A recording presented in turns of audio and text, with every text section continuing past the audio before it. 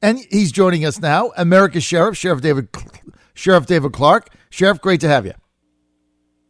John, it's great to be on with you. I'm trying to cheer you up, Sheriff. Don't be depressed just because you lost one game. Sheriff's not going to answer. The Reds down the stretch. Can't do it. I know you lost the Reds down the stretch, but you gotta win these next two games at home. I mean, you can't be losing at home to a team that's playing basically minor league ball players now. So I do agree with that. Okay, so Sheriff, the Lewandowski hearing yesterday. I know you saw some of it. I got one clip I'm going to play to get your reaction. But in listening to that thing, what did you think? You going to play the clip first or what? Yes. Let's play the Nadler clip, Colleen, saying that he's going to hold Lewandowski in contempt, or he might. Let's go to that. Grabian, the multimedia marketplace. Sorry about that. Conduct. I will now yield the remainder of my time to our chairman. Thank you, Mr. Lewandowski. Your behavior in this hearing room has been completely unacceptable. And it is part of a pattern by a White House desperate for the American people not to hear the truth. I have been asked several times today whether the committee will hold you in contempt. That is certainly under consideration. But there is a far more troubling level of contempt on display here today, and that is President Trump's role in your refusal to answer questions. The pattern of obstruction laid out in the Mueller report has not stopped. You showed the American public in real time that the Trump administration will do anything and everything in its power to obstruct the work of the Congress. Grabian, the President's lawyers are sitting behind you right now to make sure that you do not answer us. Well, this committee is focused on the evidence of potential corruption, obstruction, and abuse of power. All right, that was Chairman Nadler. Colleen sitting in for Kara today, and we got the wrong clip out, but so hang in there with us. Sheriff Nadler calling that he might hold Corey Lewandowski in contempt. I don't know what for. He answered all their questions. I was there yesterday watching this thing. What was your reaction? Same reaction that I've had ever since this whole Trump collusion nonsense and Mueller investigation nonsense has gone on. First of all, Nadler says they're searching for the truth. He wouldn't know the truth if it slapped him in the face. The truth is the Trump administration or the Trump campaign did not collude with the Russians to steal the election of 2016. I find it interesting as well that they're still dragging around this dead horse, the Mueller report, still conducting hearings when everybody knows what the Mueller report said. Right. These people should be ashamed of themselves. They walk around those halls of Congress like they are somebody, because they're a senator or a representative in the House. These people are engaged in sophomore behavior, the Democrats, Nadler. This game has gone on long enough. These people, like I said, it's embarrassing. We got a government that spends over $1 trillion a year on all kinds of nonsense, and this is how they conduct themselves. This is what's important. This is not important. This thing is dead. That's why I call it a dead horse. And as a wise man once told me, when the horse is dead, dismount. But the Democrats, they will not dismount to continue to drag this thing around, this dead horse. But I think it's, an embarrassment. But this is what we get for allowing the Democrats to win the House back. They made it clear if they won the House back, they were going to investigate. But there's nothing there. But yet they still continue to waste time instead of working on the issues that are important to the American people. We're with Sheriff David Clarke, America's Sheriff. He's also senior advisor to WeBuildTheWall.us. Sheriff, sitting through this thing yesterday and watching it, I had two observations. I want to get your reaction to this, and then we're going to move on. Reaction number one, it was a clown show. I mean, it was really a ridiculous, having grown up watching the Watergate hearings, where you had serious statesmen trying to figure out what was the best direction for the country to go in, right? Howard Baker, people like that. These were statesmen. Watching this circus act clown show made for TV event yesterday, it was laughable. I mean, it was a joke. Even the questions were dumb. And so I thought that was the first thing I thought of. The second thing I thought of is, and I want to get your reaction to this because you were a Democrat. It's like the Democratic Party has been hijacked by the left-wing crazy people. And it seems like they can't get it back. I bumped into a couple of Democrats the other day in Northern Virginia who are state senators, who are very reasonable people. Like, they support business. They want jobs. They like lowering taxes. It's reasonable people. They want to build roads. And I asked them the same question. I'm like, what has happened to your party? And one of them said to me, the fear of the primary, what happened to that guy in the Bronx by AOC, is driving the entire party into the ditch. How do they get out of this? Oh, they can't get out of it. And I was in the mold of a Jack Kennedy Democrat, a Scoop Jackson, Bobby Kennedy Democrat. This party doesn't resemble anything like that anymore. And, that's probably why they abandoned me, so to speak. And I was rescued by the conservatives. I was rescued by some Republicans. They said, "Come on over here, man. We'll take you on.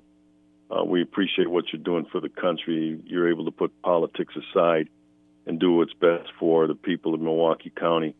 And, that's kind of what happened there. But they'll never get this party back. You're right. This party, the uber lefties have a stranglehold on it. They've actually, gotten rid of the more reasonable people that used to belong to that party. The people that I mentioned today, Jack Kennedy, Bobby Kennedy, they wouldn't be welcomed in the Democrat Party. Remember, Jack Kennedy tried to lower taxes. That's a no-no now with this party. So I think it's an embarrassment. I think it's a shame, this whole thing that goes on in Washington. You said you were there. You're right. It's a clown show. It's completely embarrassing. I thought Corey Lewandowski did well. I dropped him a note last night. He employed a very effective tactic in a political environment. He just frustrated Nadler. He frustrated that panel, the Democrats on it anyway. And that's what you need to do in those situations, because you aren't going to win. Like I said, Nadler wasn't in search of the truth. He wouldn't know the truth. Like I said, if it slapped him in the face. So go there and just frustrate him. And I knew that the word, the contempt word would come up. They won't find him in contempt because he wasn't in contempt. He was respectful. But he did try to frustrate them, which there's nothing wrong with doing. I used to do it on the stand. When I would testify in court, if I had an aggressive defense attorney trying to bully me, I would just frustrate him. And same thing in depositions. There's nothing wrong with that, nothing illegal about that. That's an effective strategy. Keep your cool. Corey kept his cool, and answer the questions. You have to give them an answer, but you don't have to give them the answer that they're looking for, right? Because they have prearranged answers that they are looking for, that they want you to say, and that's not what this cross-examination and these questions are supposed to be about. If you're in search of the truth, ask the question, and you have to accept the answer on its face unless you have proof otherwise. And they don't have any proof otherwise. It's the party seems bankrupt right now, and with all the things that we have going on that they could solve, like passing USMCA to help farmers, many of the farmers in the district, the people that were on that committee, rather than do that, they held a circus clown show yesterday. I really think it's hurting them, Sheriff. And I know there's a lot of people that don't like the president. They don't like his tweets. And, you look at the polling numbers and he's losing suburban women. But at the end of the day, I cannot see these people maintaining power for another term based on the behavior and the things that we've seen right now. And they're accomplishing absolutely nothing. And Pelosi and Schumer, or whoever's in charge of this thing, Steny Hoyer, they're absolutely powerless to stop the crazies from just running the show. And I guess they're all petrified of being primaried. When you get in that position, when you have that much fear, I'm like waiting for somebody in the Democratic Party to stand up and say that just what I've said. Our party is being hijacked by crackpots, and we need to defeat them and get them out, right? The Republicans have done that when their party went too crazy. Now we have a policy, America First, but, back we had these, we had some really crazy Tea Party candidates running around. If you remember, you got to go back to 2010. I mean, you had some people that, you had a witch that was running in Delaware. You had Sharon Engel in Nevada. I mean, these people were unelectable, and the Republicans got them out. Sometimes you got to do that. I don't think the Democrats are willing or able to do that, Sheriff, and so the beat goes on and on and on. I'm going to go to word from our sponsors. When I get back, Sheriff, I'm going to ask you about the new Kavanaugh scandal and the New York Times, how far they have fallen, and the fact that almost every Democratic presidential candidate jumped on the impeach Kavanaugh bandwagon when the Times put out a false story that they edited and then had to retract it. Unbelievable. I'll be right back. We started in a one-car garage in 1988. Our first contract, signing on a bar napkin with a little-known company from Rochester, New York. Today, we're calibrating precision equipment for hundreds of manufacturers, defense, and life science companies throughout the U.S. and abroad. Hi, I'm Mike Watson, founder of CatLab, accredited calibration laboratories. Our team's proud of its history, and we're grateful to those who've helped us get here. To be clear, we built our business, but it's our dedicated employees, the virtue of the free market, and long-standing client relationships that have fostered our success and theirs. Process control professionals count on us for prompt and reliable calibration of their test equipment, and we make it our mission to deliver every time. At CatLab, we know that if we're loyal to our customers' needs, they'll be loyal to us. Isn't that the way it should be? Remember that firm from nearly 30 years ago? Today, they're one of the world's most recognized control system manufacturers. They're still our customer, and we're still grateful. If you want a calibration partner that cares about your success, check us out at catlab.net. Hi, folks. John Fredericks here for Dominion Energy. In August, Dominion Energy announced the launch of its Coastal Virginia offshore wind pilot project, only the second of its type in the country and the first owned by an electric utility. Located off the coast of Virginia Beach, it's expected to be operational by 2020 and provide enough electricity to power 3,000 homes and businesses with its 2 test turbines. Learn more by visiting dominionenergy.com. Don't touch that dial. You've found your home of the truth. Do you solemnly swear to tell the truth, whole truth, and nothing but the truth? With the best analysis in America. You can't handle the truth. And now back to the John Fredericks Show. Back with America's Sheriff. You can go to americasheriff.com. Sheriff David Clarke. Sheriff, New York Times does an article on Saturday night. Brett Kavanaugh, Justice.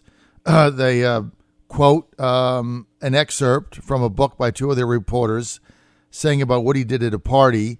Yet the person that he was supposed to be involved in it said in the book, she wouldn't testify. She didn't recall the incident, didn't know anything about it, didn't know even if she was at the party.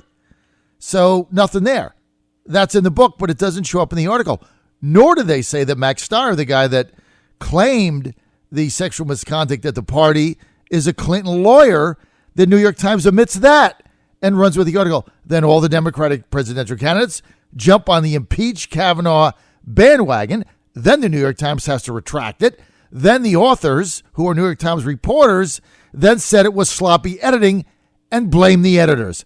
Oh, my God, what is going on? Well, first of all, it was utterly irresponsible for the New York Times that calls himself the paper of record. They should call themselves the paper that belongs in the toilet. For them to smear somebody, especially a sitting United States Supreme Court justice like that, is it's contemptible.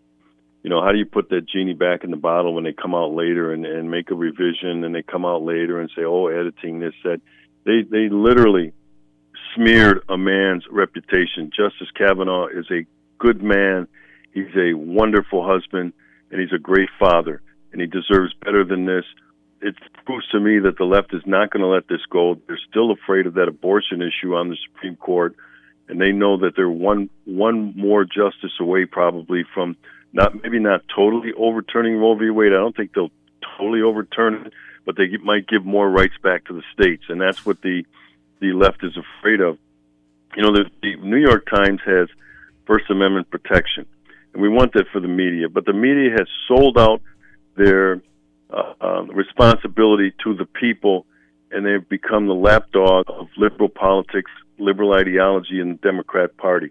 And I think that when they do that, when they abandon that responsibility under the First Amendment, the American people need to look at taking it away from them because they're acting irresponsible with it. They weaponized their right under the First Amendment yesterday to attack somebody whose views that they don't agree with. Mm-hmm. John, there needs to be consequences for this. There won't be. And I don't mean a lawsuit either, because Justice Kavanaugh is not going to file a lawsuit. I think it would be unprecedented that a sitting Supreme Court justice would file a lawsuit. But that's what I mean. And the New York Times knows that. There will be no consequences. They're feeding red meat to their crazy readers, their rabid base. They are an embarrassment. You're right, that was a one time a proud reading piece. It was one of the leading news sources in the United States of America. I haven't picked that newspaper.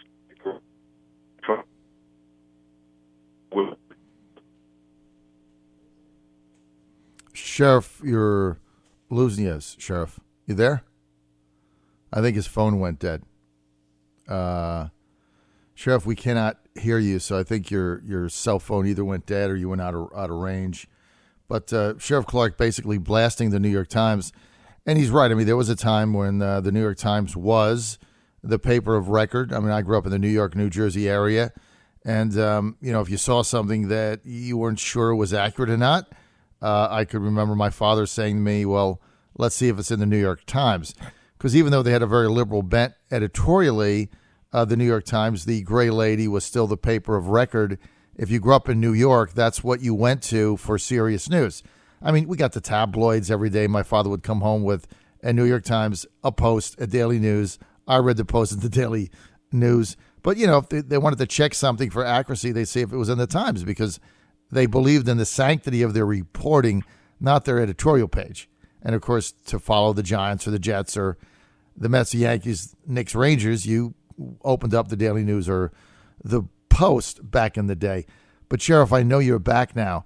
But now the paper has declined where, it's in the rag heap with everything else. And they've had this proud history that I don't think you can recover from what they did this weekend.